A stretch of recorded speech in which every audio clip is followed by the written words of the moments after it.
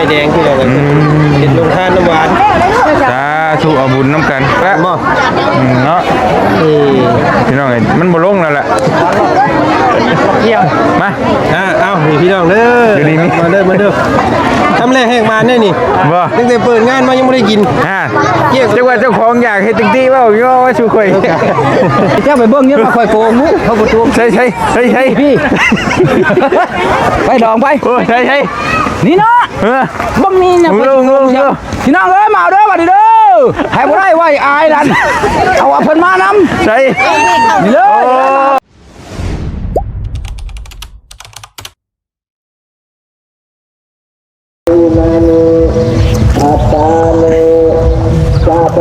เอาพี่น้องเอกราบทักทายสบายดีพ่อแม่พี่น้องเบอร์สุขูสู่คนเด้อพี่น้องเด้อทักทายสบายดีตอนเที่ยงมื้อนี้เฮากะออกมาทางเพื่อนหรือว่าหน้าเบาจันเนาะพี่น้องเนาะพอดีเบาเตียงกะสิมาซอยเวียกสวยงานเบิ่งบุญเบาจันเฮ็ดบุญแจกข้าวน้ำพอเนาะพี่น้องเนาะคือพอบุญมาแล้วเนี่ยที่เสียชีวิตไปวังใดนี่แหละพี่น้องนี่เนาะวันนี้ก็เฮ็ดบุญแจกข้าวน้ำเพิ่นทางบ่เตียงก็ในฐานะหมู่คู่พี่น้องก็มาเบิ่งมาแย่งน้ำกันนั่นแหละเนาะมาซอยกันเด็กๆน้อยๆแนวใดสิซอยได้ก็ซอยกันไปเมื่อวานนี้บ่เตียงก็เอาน้ำมาหมู่หรือว่ามาซอยงานบุญนั่นแหละพี่น้องนี่เนาะเอาเครื่องดื่มน้ำอัดลมแล้วก็เงินมาโม่บุญพี่น้องมื้อนี้เฮาก็สิมาช่วยเวียกช่วยงานเพิ่นเนาะพี่น้องมื้อนี้พุ่นจะตัดภาพไปทางฝุ่นก่อนนะพี่น้องเนาะ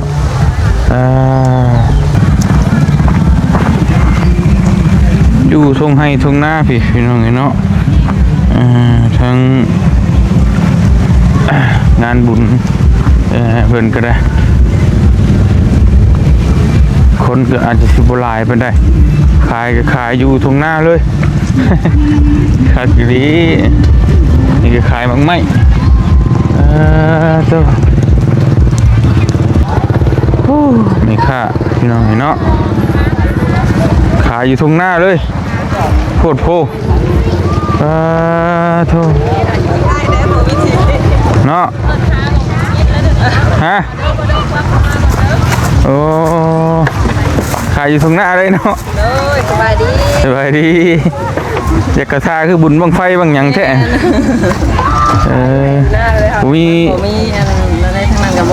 มีทางเนาะสบายดีเด้อได้ขายอยู่บ่ใช่ไหมได้ขายเรื่อยๆอยู่แต่ส่วน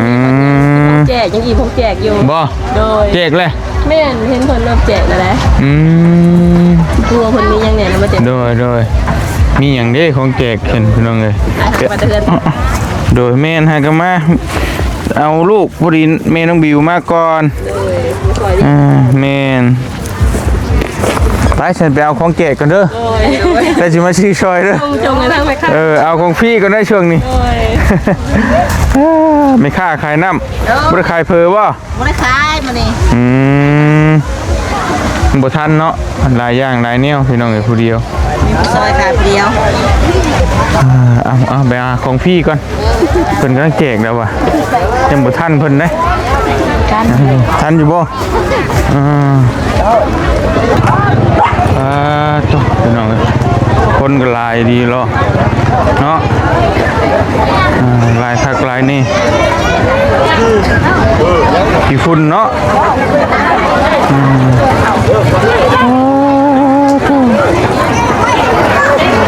เอา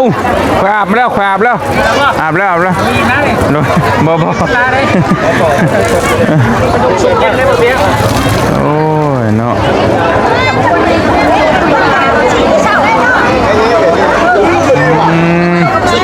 ยังเฮยนะโดยแจกของหวานบ่สบายดีเด้อเอาไปมันรุ่นเลยไปบ่ต้องใช้บ่วงลงทาน บ่ น้ำหวานข้าวจี้มาเจียงเลยพอนก็เลยพดน้ำบดบดก่อนเลย พดแต่เช้าผมมันคุยขึ้นมาอีก บดแล้วสิ อ๋อเจ๊ใส่ผ้าขาวคนหนึ่งนั่นก้อนบ่ทันนิโยบ่ ย่างกำลัง มาทันด้วยใส่พี่น้องเนาะอันนี้ออเดอร์ก่อนออเดอร์น่าเกียดตีกันชั่วบ่กล้องไฟฉายบ่บุญนี่ทางนี่คืออันนี้นี่บ่มีตะยางมีข้าวจี้กับน้ำหวานสิเพิ่นแล้วเนาะแม่นเอาอาจารย์เฮ้ยเบิ่งเอามาเองกันเลยโอ้โธ่เจ้ามีเนาะโดยวาสนากับได้แดงที่เรากันเห็นลงทานน้ำหวานสาธุเอาบุญน้ำกันขึ้นเพิ่งบ่เพราะคำนั้นเปิดยาไปพูดครับผู้ชายโอ้ต่อไปเอากระปุกเข้าแต่ก็มีขั้วลายอยู่เนี่ยงั้นเราเป็นเราพี่นะบ่เตียงว่าสิมาซอยงานบุญบ่จันสิได้จะซอยเบิ่งอะไรเบิ่งคักแล้วบ่เบิ่งช่วยหลายแฮงพี่น้องเอ้ยคักอยู่พี่น้องนี่แหละหมู่คู่เนาะญาติพี่น้องมาเช้านี่ก็ยกนึงเลยเด้ยกชายแม่นตอนเช้าใช่ครับไปตายแล้วผู้หญิงบ้านประมาณ3ยกนี่แหละพี่น้องหลักๆยกตอนเที่ยงแล้วก็ตอนแลงอีกแต่ว่าบ่นักปานใดดอกตอนแลงนักตอนนี้แหละนักสุดละตอนนี้บ้างเพราะว่าบ้างไปจนบ่ได้มันก็เลยฮอดเบิดจำเสือเบิดบ้านนะโดยโรงเรียนดูผมว่านี่เราก็สิได้บุญหลายอยู่ดอกเนาะเอาให้ฮอดให้ถึงเด้อพี่น้องเอ้ยบุญกุศลนี่ก็ได้ตรงนี้ดีโดอีกได้หั่นกินน้อยเพิ่นกินตัวนี้ก่อนญาติเพิ่นญาติกัน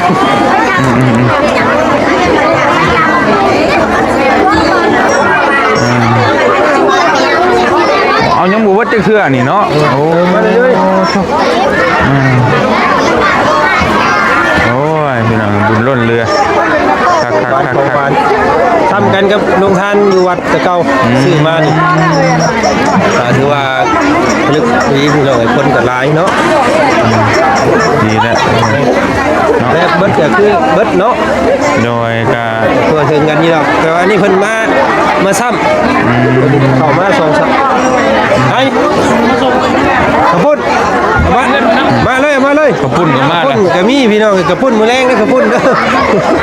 อใครอยากจะนี่บ่ได้กินแม่นตัวนี้ยังบ่มีกระปุ่นนี่สิเป็นช่วงนั้นอุ่นตอนแรกมันตุ่มมาโฮมตอนแรกเนาะโอเคลงหันกันเอาลงหันกันบ่นั่นจ้ะสาธุเนาะมีเพิ่น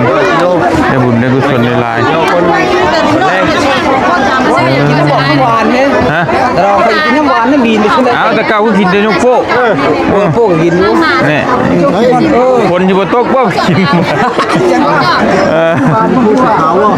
อิ่มนำชำบ้านเลยนิดหน่อยก็ได้พี่น้องเลยที่จะไปพวกอะไรกินลุงแบบพวกกินนี่แหละลูกน้อนี่จับไปมีเลยบ่ไปพวกหันกัน10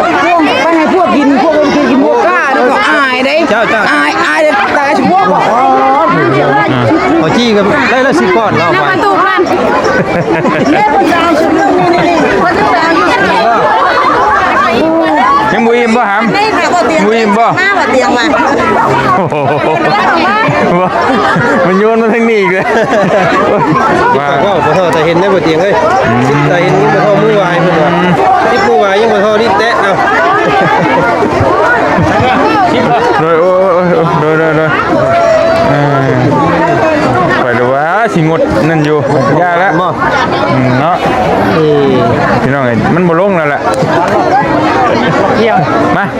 เอาพี่น้องเด้อมาเด้อทำแรกแหกมาเนี่ยนี่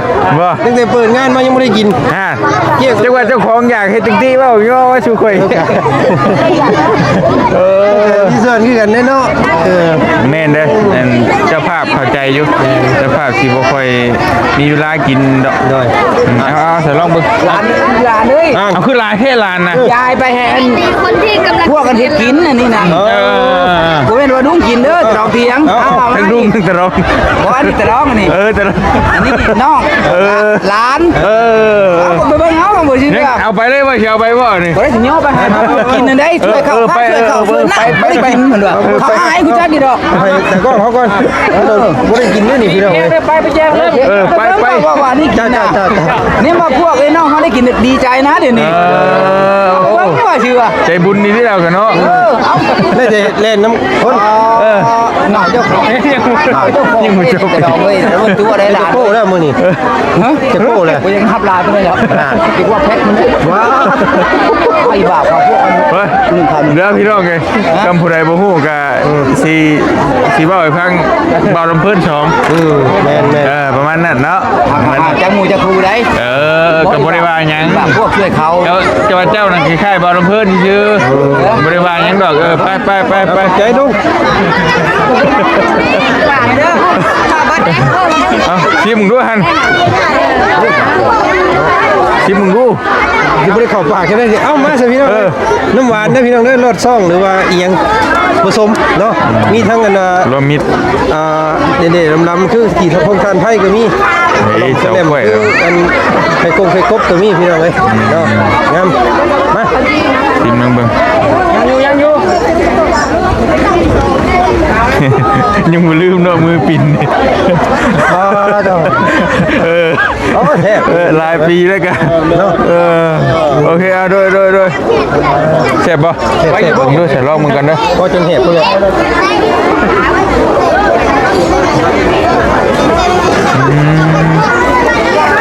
หวานหอมๆเลยเนาะหอมพอเด็กน้อย นี่ จังมากเนาะ ลืมอย่างนึงลืมแมว แต่อยากดีใจนึงโตอยู่อยากกินข้าวตีพวกมันเห็นไปจีได้บาทนี่ได้ได้กินคนได้เนาะได้กินติดตาไม่ได้กินนั่นนะว่า ทางไหน เข้าไปเลย เขา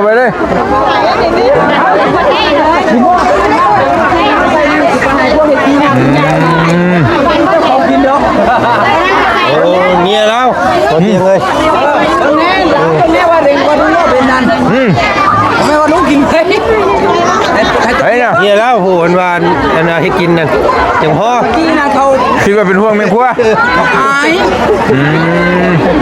เลยเป็นห่วงเมียแล้วตอนเนี้ยเด้อเฮ้ยมันยกต้องยกกินเลยนะ กินพวกนั้นเขาลูกลานเลยแหละบ้านเขาแหละลูกไม่ไปให้เขากินดีใจเขาได้กินน้ำเนี่ยลูกเอาไปกินดีก็ได้ให้ลูก ใช้กระทันได้ว่าอยู่ทันได้ว่าอย่าง ปรึกษาคนเนี่ยว่าเอาไปเลยเอาไปใช้ มองคือเทลง คือทำเสียงมันบางทีเบาไปว่าเอานั่น บัดนี้คนสิตามเจ้าไปบัด บางคนเขาเบิ่งกระเป๋าเขาก็ เอาอีกบ้านน้ำหวานน่ะเอาอีกบ้านน้ำหวาน เมาให้ใช้เขาจี้ขายาได้นะมาให้ใช้เขาจี้คำเดือได้ไว้ควายช้าน่ะดอกเลยคำเดือไว้ควายเด้อให้ได้เขาจี้พวก มือดิบ่มวยแนวกินน้ำบอกน้ำหวานมากินยกโป้หุ่น พวกต่างหากเพราะยายให้พวกชวนครัวกิน มัน แล้ว มันจะพิษตำราเป็นกินยกโป้แล้วก็น้ำหวานผสมกันตีกันบ่ได้ พอยายพวกที่กินแรกครบไม่ได้เขาจะมากินโป้กัน นั่น เพราะ บ่ เขาจี้นั่นเขาจะกินดอกเขาจี้นั่นพอยายมูพวกที่กินจบเลยกันเขามานั่งกินได้ค่อยรับ โอเคบายดีเด้อเท่าไร น้ำได้ตามไปว่า ก็สิตามเจ้าไปนี่ก็เห็นเจ้าไปหายเว็บจังว่าเป็นยัดใส่ถุงอยู่กลางป่าผมจะ มันมีคนจะไปเบิ่งกัน ไปเบิ่งจะไปเบิ่งกันชมเขา ตามไปไว้ให้สิตามจืด คนนี้มูได้กินงานคอยได้นี่นะงานคอยได้ งานเจ้าบ่นี่ เอาแล้วจะว่าอื่นบ่น่ะ ดองคอยนึงจะโคตรใหญ่แล้วคอย จะโคตรใหญ่เลยแม่นอยู่บ่ ตามร้านนี่ จะไม่เอาหมูจักได้ มันเจ้าภาพกับซุปหูเนี่ย เฮ้ย หมอจันกับ นี่เนี่ยเบิ่งกันให้เบิ่ง ให้เราได้นี่ พอดีเลยไม่จะพูดนะ เลย บ่ กินพวกเฮ็ดกินนั่นเดี๋ยวนี้พวกให้เรากินพวกมันกินข้าวไอ้นะเดี๋ยวนี้ เฮ้ยน่ะไปได้ไปมันไล่ไปแบบไหน อ่า เขาผู้ชายจะไปเบิ่งข่อยไป ใช่ใช่ ยังว่าข่อยตัว ใช่เฮ้ย ข่อยให้เจ้าไปเบิ่งยังว่าข่อยโกงมุเขาบ่ตัว ใช่ใช่ใช่ใช่ พี่ไปดองไป โอ้ใช่ใช่ นี่เนาะ บังนี่เนี่ย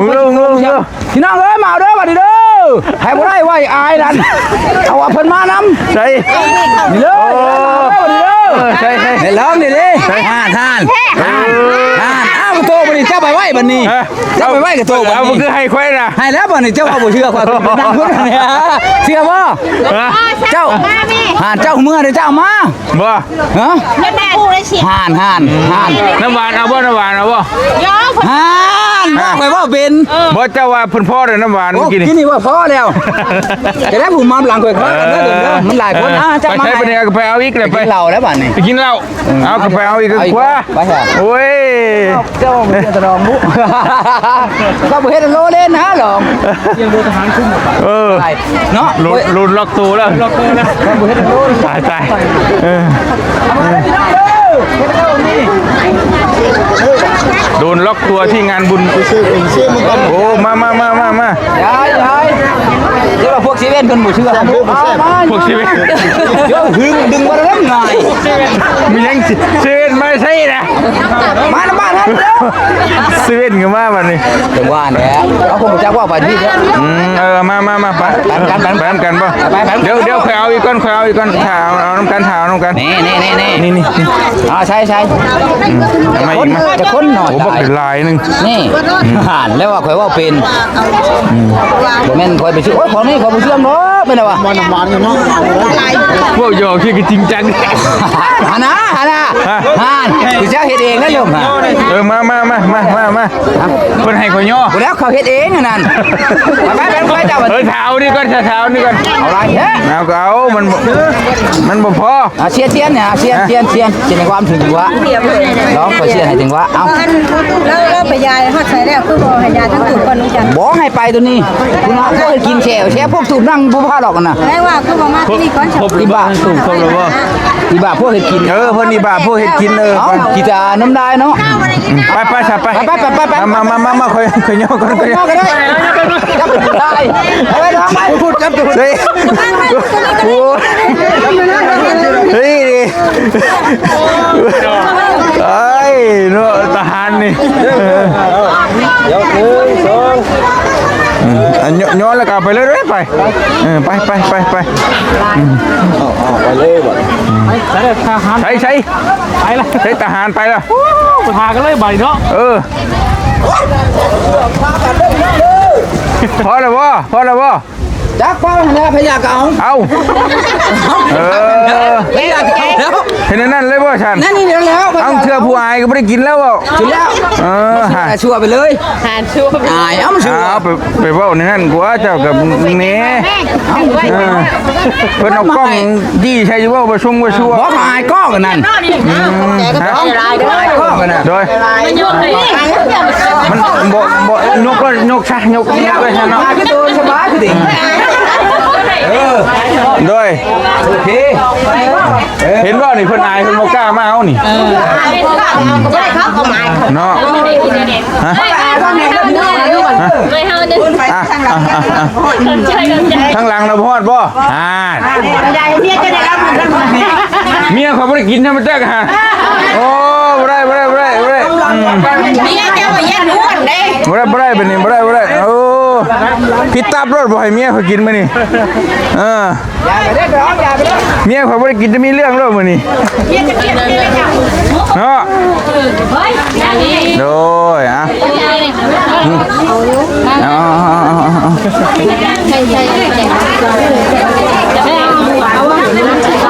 โดยแก้พิษเบิดจ้อยแบ่งกันคนละครึ่งเด้อเป็นเมนสมตั้มอยู่ใช้แมนยันท้องอยู่หันเลยเนาะ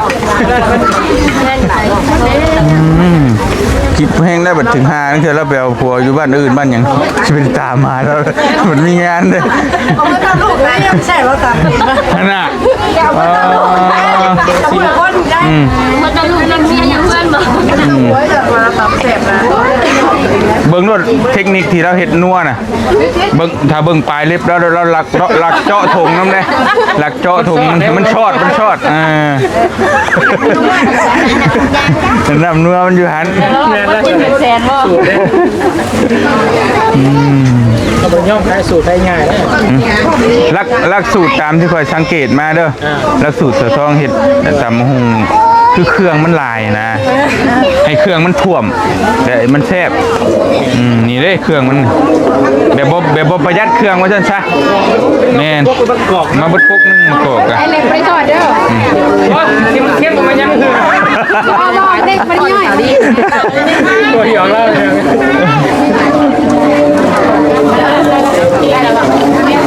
ได้ป่ะชิมมันก่อน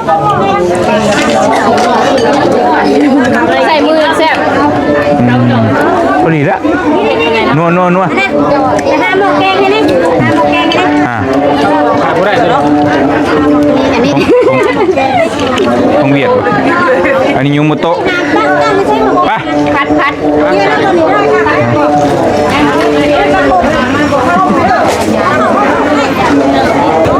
ได้แล้วพี่น้องเลยเนาะ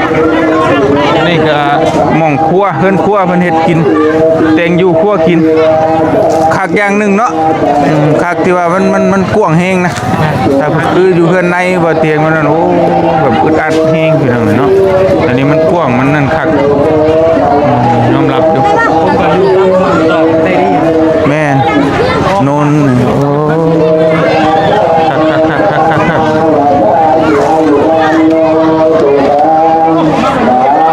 เบิดแล้ว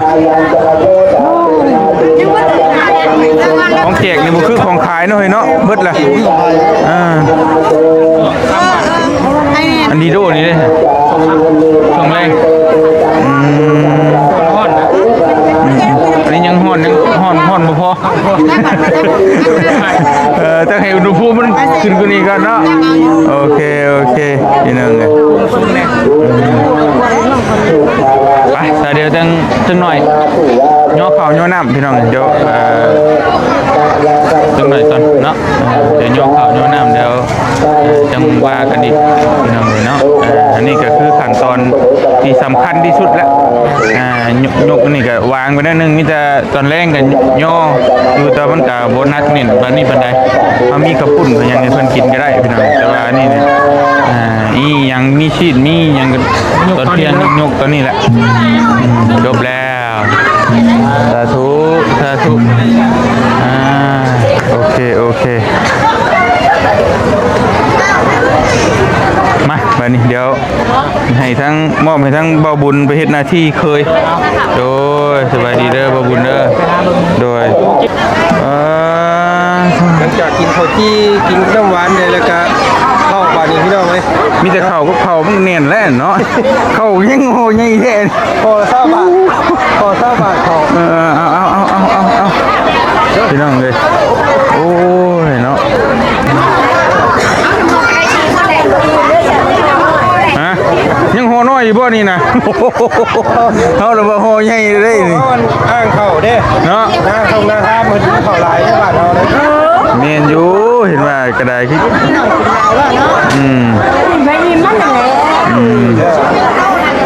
ทำดีมพอแล้วเนาะ ไม่เนาะชงพี่น้องพอด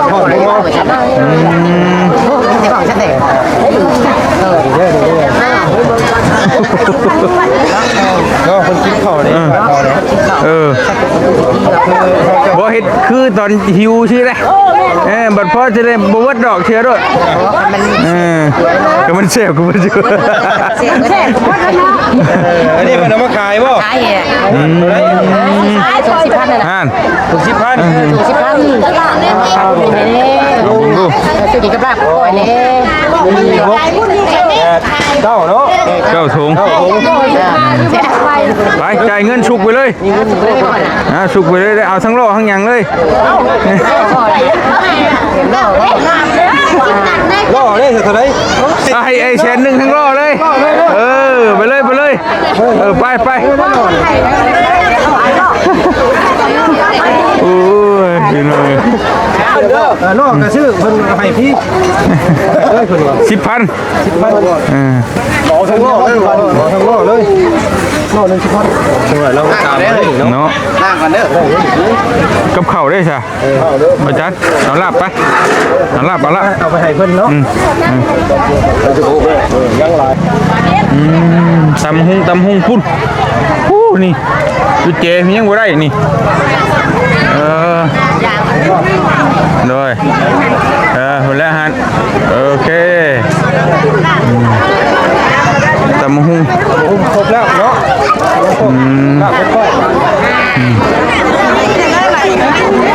ตำหุงถ่าเด้อแซ่บอยู่บ่ สบายดี อีกจ้าได้กินอยู่บ่ได้อยู่เนาะ เก่งกายทางนี้มันกายพุ่งไปได้ ได้คนเนาะ เนาะเฮ้ย เป็นมาบ่ให้แยกไปใช้ได้นางโต๊ะ อยู่ใกล้อะไรกับบุรีเนาะนี่นั่น เก่งกายเราอ่ะ ผมไปยังเอาลาบชิ้นมาแทนพี่น้องเห็นนี่ก็เป็นงานบุญแจกข้าวพอเบาจันนะพี่น้องเนาะก็ผู้คนก็หลายพี่น้องเลยมากหน้าหลายตาเนาะทางบ่เตียงก็มาร่วมงานบุญมาซอยพี่น้องซอยก็บ่ได้ซอยหยังพอมากไม่หรอกเพราะว่าคนก็หลายพี่น้องเคยก็หลาย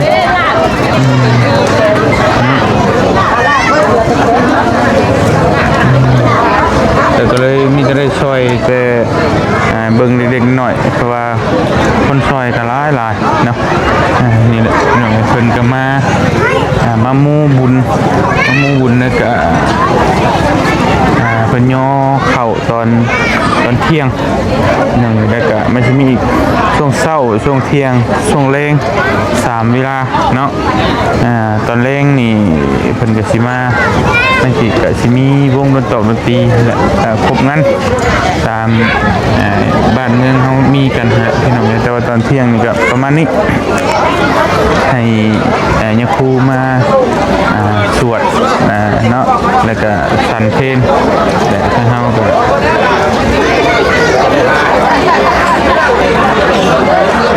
ย่อพาเข้าพาน้ำประมาณนี้พี่น้องเนาะพี่น้องนี่กระตุก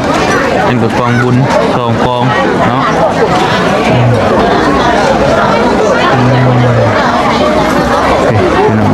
แซ่บอยู่บ่แซ่บได้ครับแซ่บลูกหลานอ๋อจะเรียกหันมือคุณอ่ะแซ่บไปนี้จะเรียกมือเลยลูกหลานแช่เอาของวัดป้าครับผมเอาวัดป้า เอาพี่น้องเอ้ยบ่เตียงกะสิคอโตไปนั่งตุ่มโฮมน้ำมูก่อนเนาะก็ผ่านไปแล้วย่อพระเข่าพระปลาช่วงเที่ยงพี่น้องจุดนักสุดนั่นก็ช่วงนี้แหละมีแต่ว่าต่อไปก็บ่มีหยังละบัดนี้มีแต่ตอนแรงพุ่นแหละพี่น้องก็ตุ่มโฮมอีกเทื่อนึงเนาะว่าสิมาซอยแต่ก็บ่ได้ซอยดอกซอยเบิ่งซื่อแหละพี่น้องเอ้ยญาติกันอยู่แขกก็หลายเนาะอันน่ะเคยก็หลายพี่น้องเอ้ยญาติพี่น้องก็หลายมาซอยกันก็ดีเนาะที่ว่ามันบ่งบอกถึงญาติพี่น้องบ่ป้าบ่ทิ่มกันเนาะหมู่ครูบ่ป้าบ่ทิ่มกันมาซอยมาตุ่มมาโฮมกันถึงที่อยู่ไกลปานใดก็มานะอยู่ทุ่งไร่ทุ่งนาก็เต็มเบิดพี่น้องสิบ่มีคนหม่องอยู่เนาะโอเคจังได๋ก็ขอขอบคุณใจขอบบุญขอบคุณหลายๆทั้งพ่อแม่พี่น้องเพิ่นสิกูทุกคนที่ติดตามแล้วก็รับชมโดยตลอดมาเนาะมื้อนี้ก็มาซอยเวียกซอยงานหรือว่ามาซอยเบิ่งซอยแย่งนํกันงานบุญแจกข้าวนำพ่อบาจันผู้เฒ่าบ่บุญสารวัตรนี่แหละพี่น้องเอ้ยแต่ว่าพ่อบุญมายังฮู้จักกันดีนั่นแหละเราก็ได้จากไปแล้วเนาะเอ้าจังได๋ก็เบิ่งแย่งนํ กันต่อไปพี่น้องมีความคืบหน้าได้บ่เตียงก็สิอัดคลิปให้พี่ให้น้องเบิ่งเนาะเป็นระยะเป็นช่วงเป็นตอนเพราะว่าสิมีการแจกข้าวต้มขนมเนาะแจกนั่นแจกนี่อยู่เรื่อยๆเพราะว่ามีโรงทานพร้อมโอ้ยพี่น้องเลยถือว่าอิ่มงำสำราญสำหรับงานบุญรอบนี้เนาะอยู่ดีมีแห้งบัดทุกคนพี่น้องเลยสบายดีเด้อพี่น้องเด้อบ๊ายบาย